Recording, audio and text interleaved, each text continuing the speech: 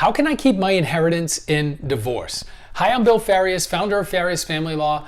I met with a lady a couple of days ago, and this was one of the major issues. She received an inheritance before the marriage. She has kept it separate, but didn't have a prenup. She's getting divorced now, and she's concerned that she's going to have to give up some of that inheritance. So the way that you can optimize your chances of keeping your inheritance in divorce is, first of all, get a prenup. A prenup is a prenuptial agreement, and that is basically a contract between the parties before they get married as to what is and isn't included in the divorce for purposes of division, among other issues. Can be alimony also. But a prenup is really the best way to optimize your chances of keeping anything, including inherited property.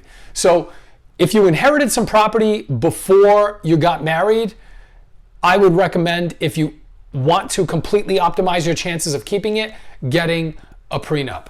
If you don't have a prenup, either because you've already been married or you just don't want to get one, then the other things that you can do that are not as safe as a prenup but might help are, number one, keep your property separate. Keep your inherited property and assets separate from marital property. Anytime you mix the two, you are increasing the likelihood that a judge is going to divide that inherited property. And so that's another thing you can do to provide somewhat of a safeguard, is just keep it segregated, keep it separate, don't mix it with marital property.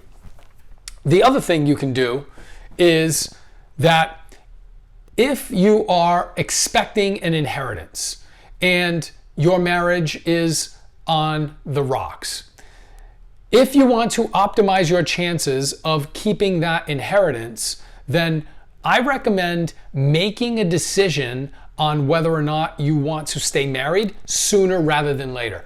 Because another thing that judges consider in determining whether inherited property will be divided is the timing of when the person receives that inherited property.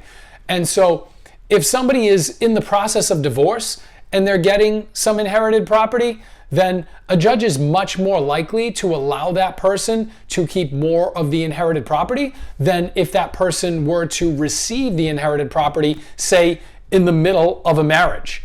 So this isn't a guarantee by any means. Again, you want to get a prenup if you really want to optimize your chances, but sometimes either you didn't have the opportunity to do that because you didn't know that the inheritance was coming, or you just didn't want to go forward with it.